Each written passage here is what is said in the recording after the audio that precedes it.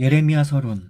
지금 읽어드리는 내용은 그랜드 종합주석 예레미야 서론에 해당되는 내용입니다.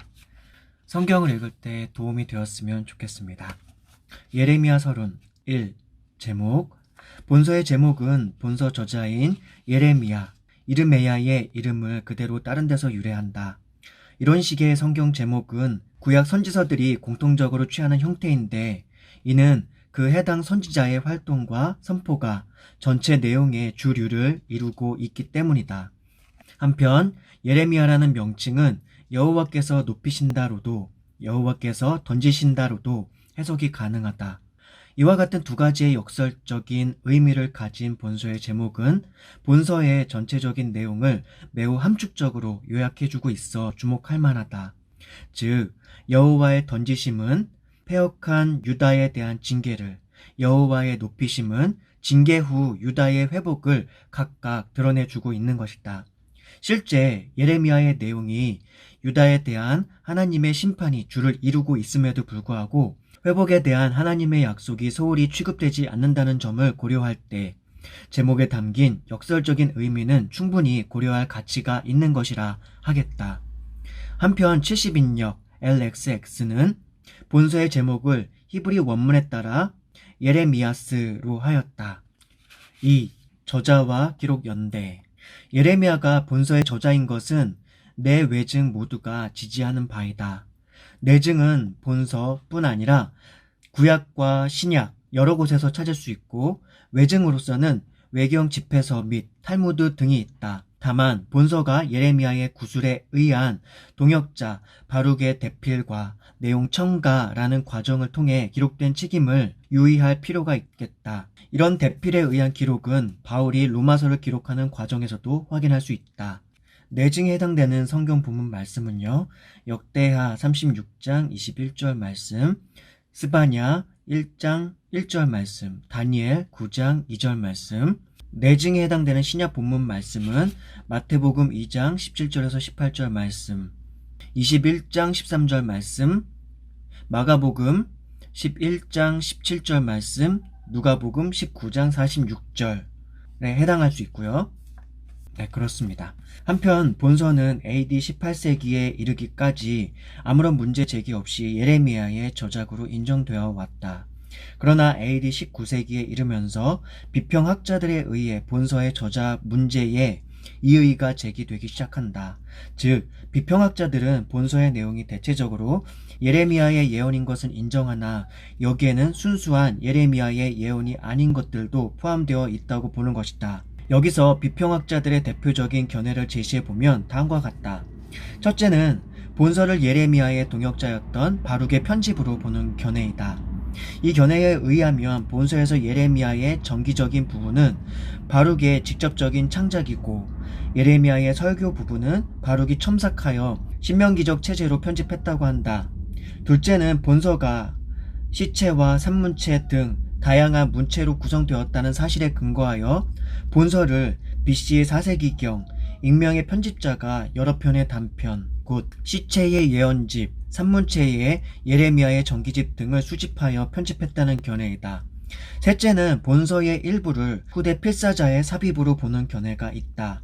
즉, 혹자는 본서의 약 3분의 2가량을 후대의 삽입으로 보는가 하면, 또 다른 사람은 본서의 10장 17절이 9장 26절에 연결되는 것이 자연스러우므로 그 중간 부분인 10장 1절에서 16절은 후대의 삽입구이며, 또 17장 19절에서 27절까지, 25장 15절에서 38절까지, 30장 1절에서 31절까지, 30장 1절에서 31절, 40절, 46장 1절에서 51절, 64절 등도 예레미야의 다른 부분과 조화되지 않으므로 이 역시 후대의 삽입이라고 주장한다. 하지만 이상과 같은 본서의 예레미야 순수 저작 부인설은 성경의 형성 과정이나 다양한 문체에 대한 오해나 몰 이해에서 비롯되었다고 하지 않을 수 없다. 즉, 바룩의 편집설은 본서의 바룩에 의한 대필을 근거로 한 확대 해석과 상상적 추정을 가미해서 내린 억측에 불과하며, 또한 수집설이나 후대 삽입설도 성경의 다양한 문체의 사용이나 여기서 오는 내용의 부분적인 단절 등을 이해하지 못한 데에서 비롯된 억측인 것이다.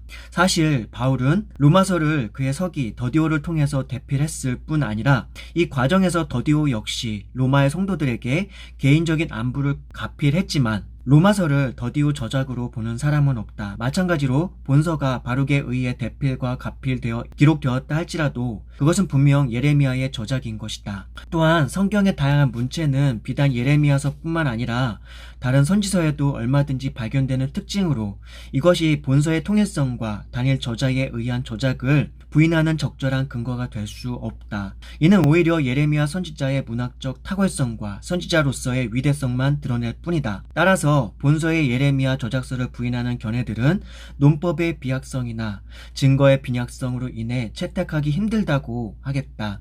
다만 예레미야의 정기집에 해당하는 부분은 예레미야의 구술을 바룩이 그대로 받아 썼다고 보기는 어려우며 바룩이 예레미야가 선포한 예언을 그의 정기 형식으로 기록했다고 보는 것이 합당하다. 한편 본서의 저자인 선지자 예레미야는 예루살렘에서 약 5km 정도 떨어진 아나돗에서 제사장 힐기야의 아들로 태어났다. 예레미야 1장 1절에서 확인할 수 있고요. 원래 제사장직이 영구적인 세습직임을 감안할 때 그 역시 제사장 출신 선지자임이 분명하다. 그리고 그가 태어난 시기는 유다 역사상 가장 약한 왕이었던 므낫세 통치 기간이고 이런 암울한 시대적 상황은 예레미야의 선지자로서의 출생이 필연적이었음을 말해준다. 물론 그가 선지자로서 소명을 받았던 때는 약 20세 정도가 되었을 때인 요시야 왕 13년 곧 BC 627년이었다. 이때는 젊은 왕 요시야에 의해 종교개혁이 한창 진행되고 있을 때였다.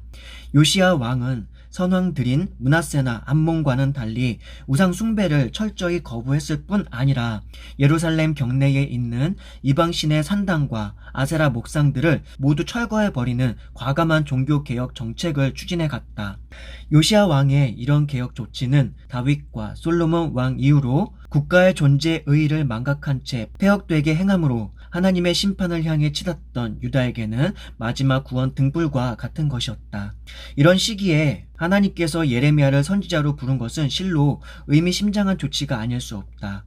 요시야의 종교개혁에서 예레미야의 구체적인 역할을 확인할 길은 없지만 그가 선지자로 소명을 받은 5년 후에 즉 요시야 왕 18년 BC 622년에 성전에서 율법책이 발견되고 이로 말미암아 요시야의 종교개혁의 가일층 가속도가 붙기 시작했는 바 여기에서 우리는 요시야의 개혁 정책에 예레미야가 어떤 식으로든 협조를 했을 것으로 추정한다. 한편 유대 전승은 요시야 왕의 개혁 정책의 중요한 고문이었던 제사장 힐기야를 예레미야의 형제로 전하나 지지하기는 어렵다. 그렇지만 요시야 왕이 애국 왕 느고와의 무깃도 전투에서 전사했을 때 BC 609년 열왕기하 23장 28절에서 30절 예레미야가 애가를 통해 극도의 슬픔을 표현한 것은 그의 요시야 왕과 그의 개혁 정책에 대한 지지를 단적으로 보여주기에 충분하다고 하겠다. 요시야 왕의 무깃도 전투에서의 전사 이후 예레미야는 본격적으로 활동을 하기 시작했는데 이것은 개혁의 중심인 요시야 왕을 잃은 유다에 쓰러져가는 운명을 자신이라도 지탱해야 한다는 선지자적 의식에서 비롯되었다고 하겠다. 그러나 요시야 이후의 왕들인 여호아하스, 여호야김, 여호야킨, 시드기야는 한결같이 예레미야의 경고의 권면을 거부하며 하나님의 심판을 자초하는 길로 들어가기만 했으며 결국 유다는 하나님의 심판의 도구로 사용된 바벨론에 의해 멸망하고 만다. BC 586년 열왕기하 25장 8절에서 21절 이처럼 악한 왕들 치하에서 약 50년에 걸친 선지자로서의 일생을 보낸 예레미야의 여정은 그야말로 순환과 고생뿐이었다. 유다의 멸망을 외치는 그에게 따르는 것은 언제나 핍박과 매국노라는 오명뿐이었다. 더더욱 그를 가슴 아프게 한 것은 자신이 전한 메시지가 아무런 회개의 반향도 일으키지 못한 채 자신의 예언대로 유다가 멸망하고 백성들이 포로로 끌려가는 비극을 바라보아야 했던 것일 것이다. 이처럼 예레미야의 생애는 결코 순탄치 않은 관계로 그의 심리적 변화 또한 많은 빛깔을 지니고 있다. 한편으로는 백성들의 죄를 준엄하게 꾸짖는가 하면 또 다른 한편으로는 소득 없는 자신의 소명을 불평하기까지 하기도 했다. 이런 힘겨운 세월을 보낸 예레미야는 마침내 유다의 멸망을 통해서도 교훈을 받지 못하는 유다인들에 의해 애굽으로 끌려가 거기서 한많은 생애를 마감하게 된다.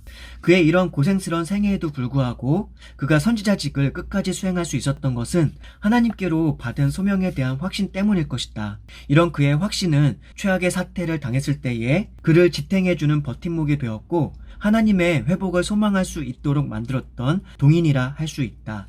한편 본서의 기록 연대는 예레미야의 사역 기간만큼 길게 보아야 한다. 그리하여 본서의 기록 연대는 요시야 13년 곧 BC 627년부터 예루살렘 멸망 BC 586년 이후 유다인들이 애굽에서 이주하여 정착한 BC 580년경까지로 상정할 수 있다. 그리고 이미 앞서 언급했듯이 바룩에 의해서 첨가된 것으로 보는 제52장은 여호야긴이 바벨론 감옥에서 방면된 시기인 BC 562년 이후에 기록되었다고 볼 수 있다. 3. 신학적 지필 동기와 배경. 예레미야서의 신학적 지필 동기를 이해하기 위해서는 먼저 본서가 기록될 당시의 정치, 종교적 배경을 먼저 이해할 필요가 있다. 그리하여 먼저 본서가 기록될 당시에 유다의 국내외의 정치적 배경을 고찰해보면 다음과 같다.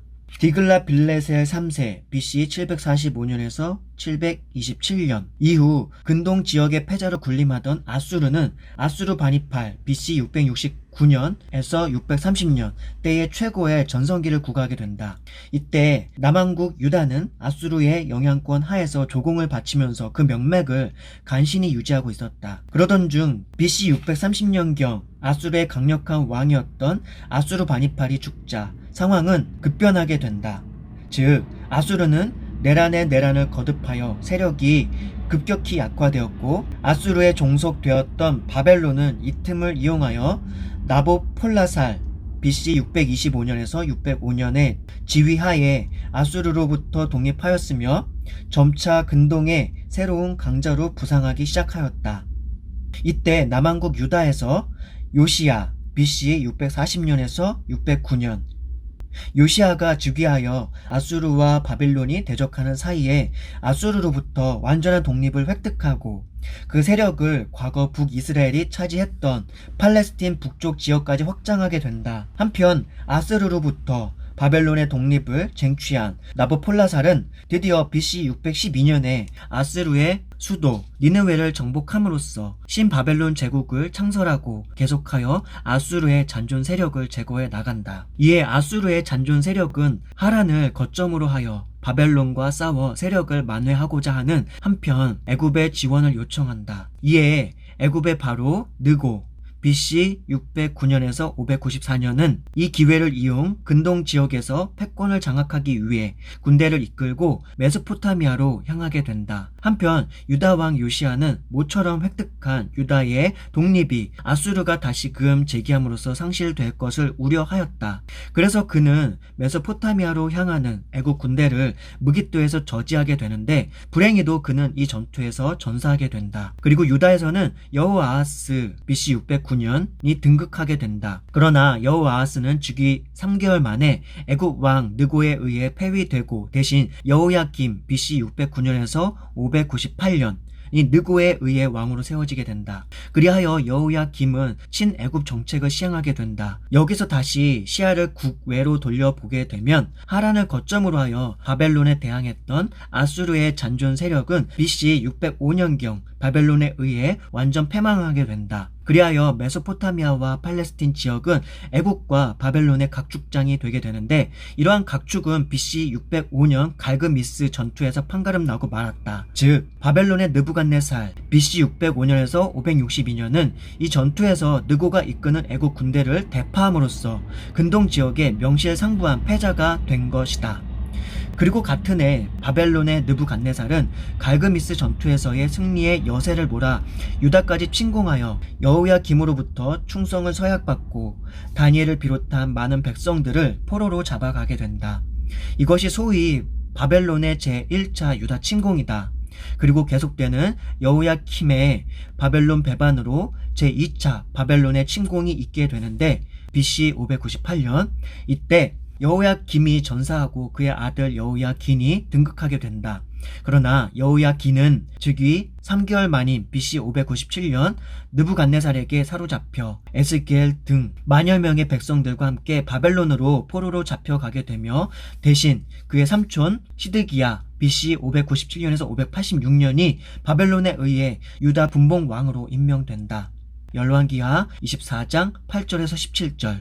시드기야는 처음에는 바벨론에 충성했으나 재위 3년째 되는 해부터는 국내의 친애굽파의 영향을 받아 주변 국가들과 반바벨론 동맹을 맺는 등 에스겔 17장 15절 반바벨론 정책을 추진하게 된다. 이러한 이유로 그는 한때 바벨론에 소환당하여 충성을 서약해야만 했는데 예레미야 51장 59절 귀국한 이후로도 바벨론의 주권에 복종하라는 예레미야의 권고에도 불구하고 계속해서 애굽의 사주를 받아 반바벨론 정책을 펴다가 마침내 바벨론의 제3차 침공을 받음으로써 BC 588년 약 3년 만인 BC 586년 예루살렘이 함락되면서 유다는 완전히 멸망하게 된다. 다음으로 본서가 기록될 당시의 유다의 종교적 배경을 살펴보면 다음과 같다. 예레미야가 선지자로 소명을 받을 당시 BC 627년은 이미 저자와 기록 연대에서도 살펴본 바 있거니와 유다의 마지막 선왕이었던 요시아의 종교개혁이 한창 진행 중일 때였다. BC 722년 북이스라엘이 하나님의 심판의 도구로 사용된 아수르에 의해 멸망당한 이래 유일하게 선민의 명맥을 유지하던 남왕국 유다는 북왕국 이스라엘의 멸망이 주는 역사적 교훈에도 불구하고 히스기야 BC 715년에서 687년 이후 므낫세 BC 697년에서 642년과 아몬 BC 642년에서 640년의 긴 통치기를 지나면서 극심한 우상 숭배를 비롯한 종교적, 도덕적 죄에 빠지게 되는데 이로 인하여 유다는 하느님으로부터 멸망의 심판 경고를 듣게 된다. 그러던 차에 유다의 마지막 선왕이자 분열 왕국 이후 가장 의로운 왕이라 할 수 있는 요시아가 즉위하여 BC 628년경 종교개혁을 단행하고 BC 622년에는 성전에서 율법책을 발견함으로써 개혁의 가일층 박차를 가하게 된다. 열왕기하 23장 3절에서 28절. 그러나 요시아의 개혁 운동도 유다 백성들의 누적된 악행과 습관화된 우상 숭배를 돌이키게 하는 데는 역부족이었으며 그나마 요시아가 무기토 전투에서 전사함으로써 유다의 종교 개혁은 원점으로 돌아가게 되었다. 실제로 요시아를 이어 왕위에 올랐다가 3개월 만에 느고에 의해 폐위된 여호아하스를 이은 여호야김은 요시아가 금지한 므낫세와 아몬 당시의 모든 우상 숭배를 부활시켰으며 심지어는 하나님의 심판을 경고한 참 선지자들을 박해하고 하나님의 예언이 기록된 두루마리를 불태우는 만행을 저지르기도 했다. 그리고 그를 이은 여호야긴과 시드기야 왕도 결코 그에게 뒤지지 않을 정도로 악했다. 바로 이와 같은 정치 종교적 배경 하에서 예레미야 선지자는 다음과 같은 몇 가지 동기를 갖고 본서를 기록했다. 그것은 첫째, 바벨론에 의한 유다 멸망이 그들의 종교적, 도덕적 타락으로 인한 필연적인 결과임을 밝혀 당시 유다 백성들은 물론 오고 오는 모든 세대의 성도들에게 죄악된 인본주의적인 삶을 경계하고자 하였다. 둘째, 범죄한 유다를 징계하시는 방편으로 그들을 70년 동안 바벨론의 지배 하에 두시려는 하나님의 뜻을 거스려 지극히 인위적인 방법으로 바벨론의 지배에서 벗어나려 한 유다 백성들과 그들이 예표하는 오고 오는 성도들에게 구원은 오직 하나님의 절대 주권에 속한 것임을 가르쳐 그들로 하여금 전적으로 하나님의 말씀과 뜻에 순복하도록 하게 하고자 하였다. 셋째, 바벨론의 포로로 끌려간 유다 백성들에게 그들의 고난의 원인이 그들의 죄에 있음을 밝혀 그들로 하여금 자신들의 잘못을 회개하도록 하게 하고자 하였다. 넷째, 만세대에게 죄악에 대한 하나님의 가차없는 심판을 보여줌으로써 죄 가운데에 태어난 모든 인간은 근본적으로 하나님의 심판 아래에 있음을 주지시키고 이를 통해 우주 만물의 창조자시요 역사의 절대 주권자로서 절대 권능자이신 하나님의 구속의 역사가 필연적으로 요청됨을 깨닫도록 하게 하고자 하였다. 그리고 마지막으로 선민의 회복과 메시아로서 모든 하나님의 택한 백성을 구속하여 그들과 새 언약을 맺으실 예수 그리스도의 오심을 예언하여 하나님은 언약에 절대 신실하신 분으로 당신의 백성이 범죄하면 비록 그 죄에 대해서는 엄히 징계하시나 백성 자체는 버리지 아니하시고 연단을 통해 성결케 하시고 궁극적으로 구원에 이르게 하신다는 사실을 보여줌과 동시에 장차 도래해야 할 하나님의 나라는 구약 선민 이스라엘을 그 구성원으로 하는 것이 아니라 예수 그리스도의 복음을 믿고 하나님께 나아가는 자들을 구성원으로 하는 범우주적인 나라라는 진리를 거듭 확인시켜 주기 위해 기록하였다. 4. 예레미야서의 내용 전개. 구약 예언서 가운데 분량면에서 가장 긴 예레미야서는 이미 북왕국 이스라엘이 아수르에 의해 멸망하고 BC 722년 남왕국 유다마저 그 멸망이 급박하게 다가오던 BC 7세기 말부터 유다가 바벨론에 의해 멸망한 BC 586년 직후인 BC 6세기 초까지의 암울한 시대 상황을 역사적 배경으로 하여 종교적, 도덕적으로 극심하게 타락한 유다 백성들을 향해 하나님의 준엄한 심판 경고와 그 성취 그리고 새로운 구원의 소망을 주는 회복의 메시지를 선포하는 것을 주 내용으로 하고 있다.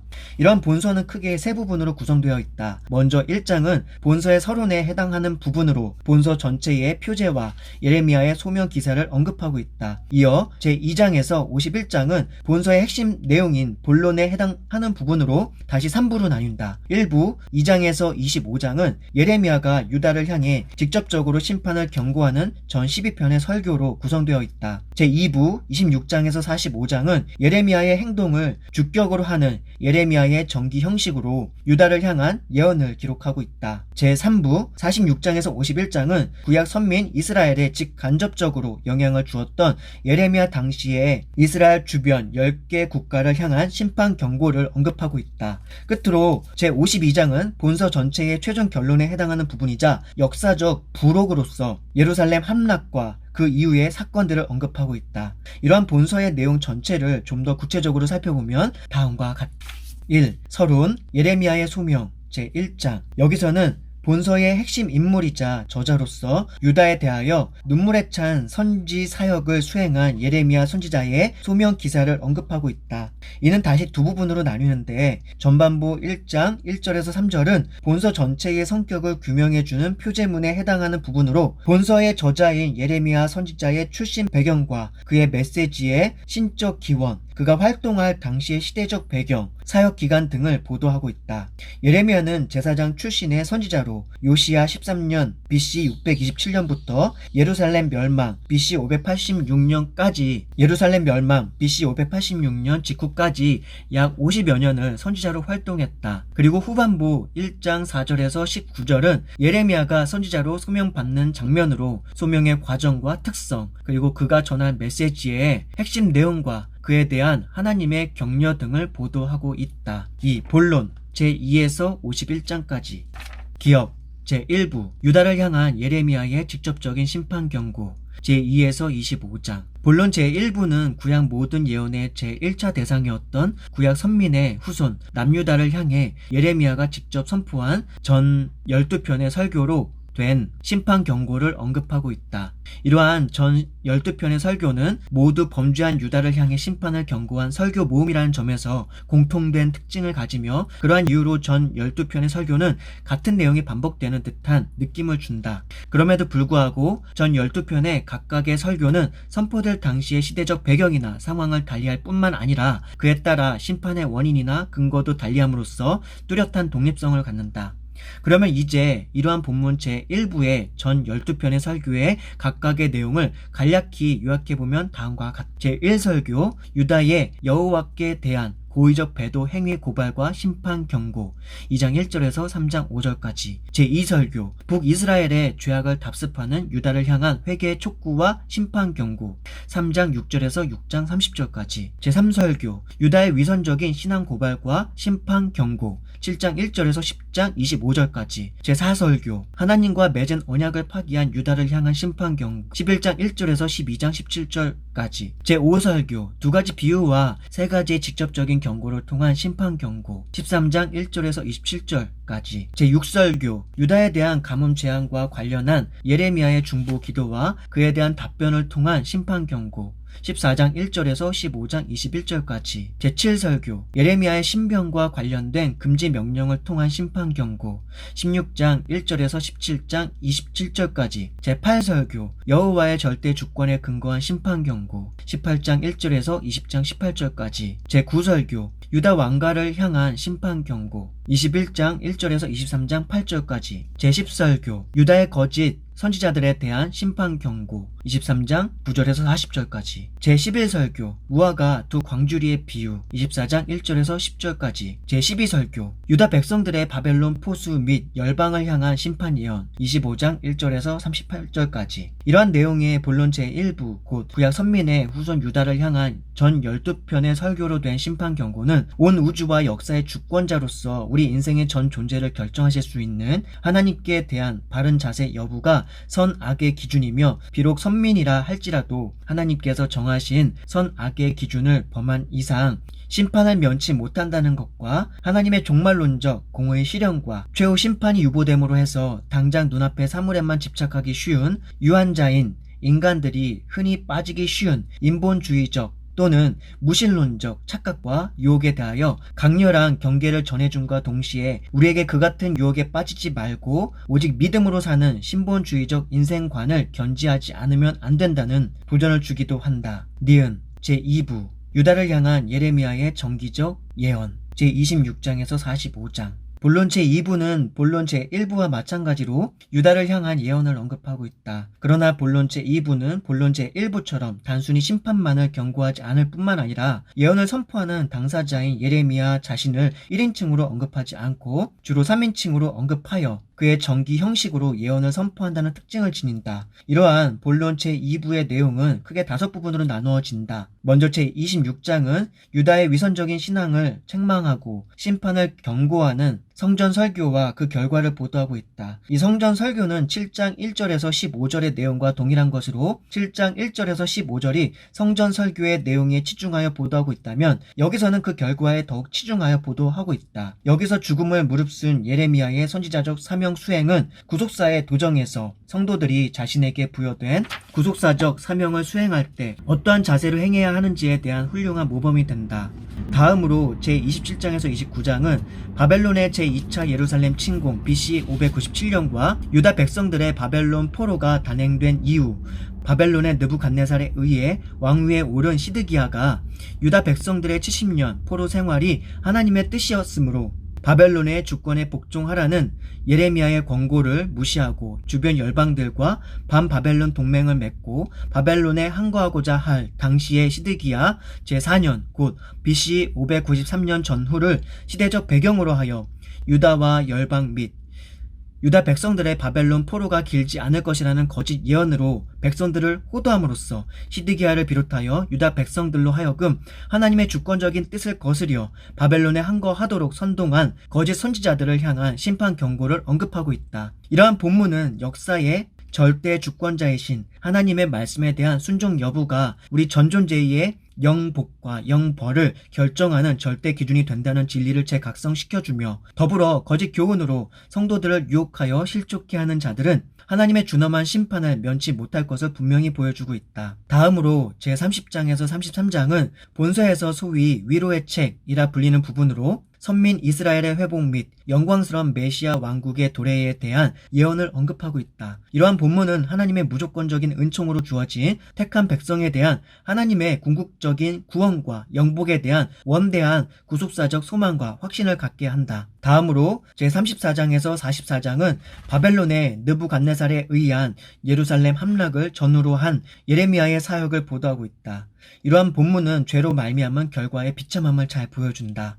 마지막으로 제45장은 예레미야의 신실한 동역자이자 충성된 비서로서 본서의 대필자이기도 한 바룩을 향한 예레미야의 축복의 메시지를 언급하고 있다. 디귿 제3부 열방을 향한 심판 예언 제46장에서 51장. 본론 제3부는 하나님과 그의 택한 백성을 대적하며 교만히 행할 뿐만 아니라 권력과 재물로 육신의 만족만을 쫓는 음란하고 악한 예레미야 당시에 이스라엘 주변 10개 국가 곧 애굽, 46장 1절에서 28절, 블레셋 47장 1절에서 7절 말씀, 모압 48장 1절에서 47절 말씀, 암몬 49장 1절에서 6절 말씀, 에돔 49장 7절에서 22절 말씀, 다메섹 49장 23절에서 27절 말씀, 게달과 하솔 49장 28절에서 33절 말씀, 엘람 49장 34절에서 39절 말씀, 바벨론 50장 1절에서 51장 64절까지 말씀을 향한 하나님의 심판 경고를 언급하고 있다. 이러한 본문은 하나님께서는 단지 구약 선민 이스라엘만의 하나님이 아니라 우주와 역사를 주관하시는 절대 주권자이시며 세계 만민을 당신의 절대 공의에 따라 심판할 권세를 가지고 계신 절대적인 심판주의임을 잘 보여준다. 3. 결론. 역사적 부록 제52장. 본문은 예레미야서 전체의 최종 결론에 해당하는 부분이자 본서의 대필자인 바룩이 첨가한 역사적 부록에 해당하는 부분으로 BC 586년에 있었던 예루살렘의 멸망과 그 이후의 사건들을 기록하고 있다. 이러한 본문은 열왕기하 24장 18절에서 25장 30절의 내용과 문자적으로 거의 일치하는데 바룩이 본서의 말미에 이 내용을 첨가하여 본서의 최종 결론으로 삼은 것은 예레미야가 유다를 향해 선포한 예언이 분명히 성취되었음을 밝혀 예레미야의 모든 예언, 특히 선민의 회복 예언 역시 분명히 성취될 것이라는 사실을 확증하고 나아가 하나님의 모든 예언은 반드시 성취될 진리임을 역설하기 위함이다. 5. 예레미야서의 주제들. 본서는 종교적, 도덕적으로 극심하게 타락한 구약 선민의 후손 유다를 향한 하나님의 심판 경고 및 회복의 약속과 주변 열방을 향한 심판 경고를 통해 야훼 하나님께 범죄한 자는 그 누구를 막론하고 멸망의 심판을 면치 못한다는 사실과 야훼가 이 세상 역사를 주관하시는 절대 유일의 하나님이시오 인생의 참된 구원자가 되심은 물론 한 번 택한 자에 대해서는 반드시 구원하신다는 등의 실로 심오한 신학적 주제들을 보여주는 책이다. 이러한 중요한 주제들을 보여주는 본서의 세부 주제들을 정리해보면 다음과 같다.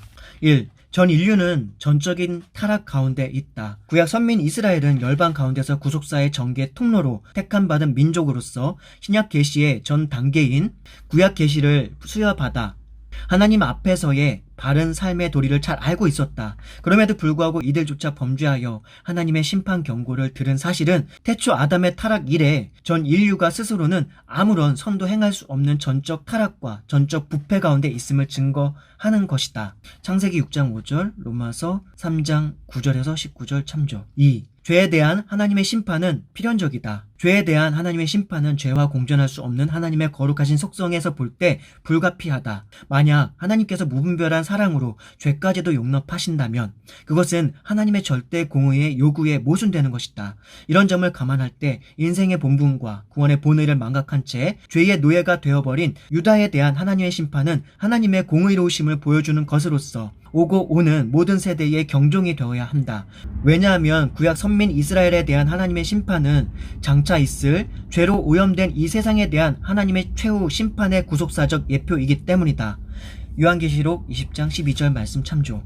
3. 하나님은 인간과 국가 그리고 역사에 대한 절대 주권자이시다. 성경에 게시된 하나님은 범신론자들의 말처럼 자연계 속에 내재되어 있거나 이신론자들의 말처럼 세상과 초월에 있는 신이 아니라 창조주와 대주제로서 천지의 충만히 편재하시는 초월신이면서 동시에 자연 만물의 운행, 국가와 민족의 흥망성쇠 그리고 인간 개개인의 삶에 세심히 관여하시는 분이다. 특별히 본서는 하나님께서 예레미야의 출생 및 소명과 유다와 주변 이방 국가들의 멸망과 회복의 역사를 직접 섭리하심으로써 우주와 역사의 절대 주권자가 되심을 뚜렷이 보여주고 있다. 출애굽기 15장 18절 말씀, 에스겔 9장 6절 말씀 참조. 4. 하나님은 언약의 절대 신실하신 분이시다. 즉 하나님은 당신의 택한 백성이 범죄하여 그들에게 심판을 내리시는 와중에서도 그들을 이방 민족과 같이 완전히 멸하지 않으시고 다시 회복시키심으로써 그의 언약에 대한 신실성을 증거하셨다. 열왕기상 8장 56절 말씀 참조. 5. 구원은 오직 여호와께로서만 야훼께로서만 말미 않는다. 세상의 어떤 강한 세력도 하나님의 진노의 심판을 피하게 할 수 없으며 또 인간의 노력에 의해서도 심판을 피할 수는 없다. 그러므로 구원 얻기 원하는 자는 하나님의 뜻에 순복하며 오직 그만을 앙망해야 한다. 요한복음 10장 9절, 히브리서 5장 9절 말씀 참조. 6. 공평과 정의로 자기 백성을 다스리시는 메시아 왕국, 곧 영원한 하나님의 나라가 메시아 되신 우리 주 예수 그리스도의 구속 사역으로 반드시 도래한다는 것이다. 예레미야 33장 14절에서 26절 말씀 참조. 7. 하나님과 그의 나라를 위한 성도의 헌신은 결코 실패하지 않는다. 예레미야의 약 50여 년에 걸친 고난의 선지 사역은 인간적으로 볼 때 일면 실패한 것처럼 보일 수 있다. 그러나 그의 사역은 그의 예언의 성취로 인하여 성공적인 것이었음이 입증되었다. 이처럼 하나님의 소명에 의한 성도의 헌신은 결코 실패하지 않으며 선한 열매를 거둔다. 8. 하나님을 진실되게 경외하는 마음과 공의로운 삶의 자세가 수반되지 않는 형식적인 예배나 제물로는 결코 하나님과의 정상적인 관계를 이룰 수 없으며 오히려 가증한 것으로 여겨지게 된다. 6. 예레미야서에 나타난 그리스도. 신구약 성경 66권은 그 내용에 있어서 각 서로 다른 시대의 역사를 기록하고 있거나 아니면 서로 다른 주제를 논하고 있다. 그리고 그 다루는 범위는 매우 광범위하고 심오하다. 또한 그 문학적 양식도 법전, 역사서, 예언집, 시가서, 격언집, 서신서, 묵시서 등으로 매우 다양하다. 성경은 이처럼 그 내용과 형식에 있어서 실로 다양하다. 그러나 그 근본 주제나 목적은 다 전 역사를 통해 진행되는 우리 주 예수 그리스도의 구속 사역을 통해 우리의 죄인의 구원으로 동일하다. 그러므로 종합하면 성경은 예수의 구속 사역으로 인한 성도의 구원이라는 한 동일한 주제의 여러 측면과 그 전개의 역사를 다양하게 보여주는 책이다. 그리하여 우리는 성경이 동시에 갖고 있는 이 같은 통일성과 다양성 때문에 성경 각 부분을 대할 때 그것을 그 자체로서는 물론 성경 전체의 일부로서도 필히 고찰하게 되는 것이다. 또한 성경 전체를 하나의 획일된 교리나 역사에 반복된 진술로 보지 않고 다양하고 생동감 있는 계시의 모음집으로서 고찰하고 있는 것이다. 즉, 부분을 대할 때 통일성을, 전체를 대할 때 다양성을 동시에 고려하는 것이다. 이런 관점에서 볼 때 예레미야서가 예수 그리스도와 관련하여 직관적으로 가르치는 바를 살펴보면 다음과 같이 정리된다. 첫 번째, 생수의 근원이신 그리스도.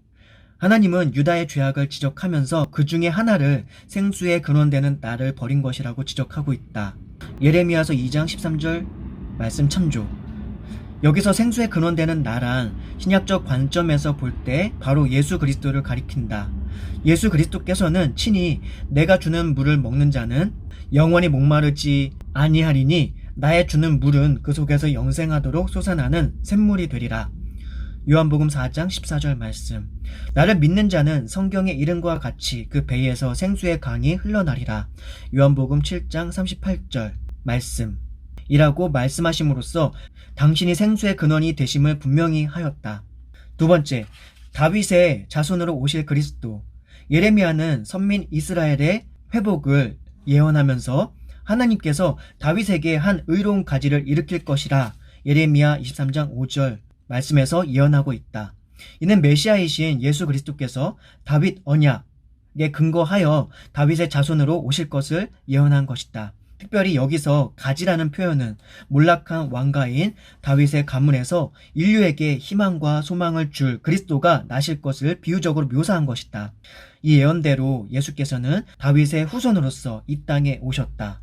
마태복음 1장 1절 20절 말씀, 요한계시록 22장 16절 말씀 참조. 3. 공평과 정의로 통치되는 메시아 왕국을 돌이켜 하실 그리스도. 주지하다시피 유다는 신정 왕국으로서 그 나라의 왕은 하나님을 대신해 하나님의 택한 백성들을 공평과 정의로 통치하고 그들로 하여금 하나님의 백성으로서의 바른 삶을 살도록 인도해야 할 책임과 의무가 있었다. 그러나 유다 말기의 왕들은 이런 본분을 망각하고 불의와 불공평으로 백성을 통치하였으며 백성들은 백성들대로 부패하고 타락함으로써 하나님의 심판을 면치 못했다. 그런데 예레미야는 장차 다윗의 자손으로 오실 그리스도는 공평과 정의로 그 백성들을 통치하심으로 그 나라의 의와 평강이 넘치게 하실 것이며 여호와 우리의 의라고 일컬음을 받게 될 것이라고 예언하고 있다. 예레미야서 23장 5절 6절 말씀 참조. 이 예언은 실제로 우리 주 예수 그리스도의 초림과 구속사역으로 일단 성취되었으며 장차 예수 그리스도의 재림으로 완성될 것이다. 네 번째, 선한 목자 되신 그리스도. 예레미야는 선민 이스라엘의 회개를 촉구하면서 그들이 진정으로 회개하고 돌이키면 하나님께서 당신의 마음에 합하는 목자를 그들에게 주실 것을 예언하고 있다. 이는 1차적으로는 하나님께서 회복된 선민 이스라엘을 하나님의 뜻에 따라 영도에 나갈 지도자를 세우실 것을 예언한 것이나, 궁극적으로는 하나님의 택한 모든 백성들을 죄의 권세에서 해방시켜 끝내는 소망의 나라인 천국으로 인도하실 참 선한 목자 되시는 우리 주 예수 그리스도를 세상에 보내실 것을 예언한 것이다. 5번째, 새 언약의 주체로서의 그리스도. 남북 이스라엘 왕국의 멸망과 백성들의 바벨론 포수는 사실상 옛 언약인 구약 율법으로는 인간이 구원을 얻을 수 없음을 입증하는 사건이었다. 즉, 율법은 이스라엘 백성들을 죄와 그 결과인 심판에서 구원하지 못했으며 오히려 백성들을 외식에 빠뜨리게 할 뿐이었던 것이다. 이에 하나님은 옛 언약, 곧 구약 율법과 완전히 다른 새 언약을 세우기로 하셨는데, 이 새 언약은 우리 주 예수 그리스도의 보혈로 세워지게 된다. 이 새 언약, 곧 그리스도의 구속과 복음은 옛 언약과 달리 인간을 능히 구원할 수 있으며 영원히 패하여지지 않는다. 또 새 언약은 그 언약의 대상도 육적 이스라엘, 곧 혈통상의 이스라엘 사람으로 제한되지 않고 영적 이스라엘, 곧 예수 그리스도를 주로 고백하는 모든 사람을 포함한다. 7. 예레미야서의 특징. 첫 번째, 본서는 내용적으로 볼 때 연대기적 순서보다 주제별로 기록되었고 그 주제별 역시 조직적이지 않기 때문에 외관상 무질서하게 보인다. 두 번째, 본서는 그 문집적 특성으로 인해 매우 다양한 문학적 양식들을 지니고 있다. 세 번째, 본서는 시체와 산문체가 전반에 걸쳐 골고루 나타난다. 네 번째, 본서에는 예레미야 선지자의 풍부한 감성의 굴곡, 즉 갈등과 슬픔, 그리고 강직한 용기 등이 상세히 기록되어 있다. 다섯 번째, 본서에는 시적 반복법이 자주 사용되었다. 예레미야 4장 23절에서 26절 말씀 참조, 51장 20절에서 23절 말씀 참조. 여섯 번째, 본서에는 선지자의 상징적 행동을 통한 예언이 다른 예언서에 비해 많이 나타난다. 일곱 번째, 본서에는 고백의 책이라는 부분들이 있다. 이는 예레미야가 그의 의문과 고통, 고뇌, 확신과 결단 등을 하나님을 상대로 고백하는 독특한 기록이다. 여덟 번째, 본서에는 예레미야의 조국애와 죄에 대한 책망의 모습이 전반에 걸쳐 잘 조화되어 나타난다.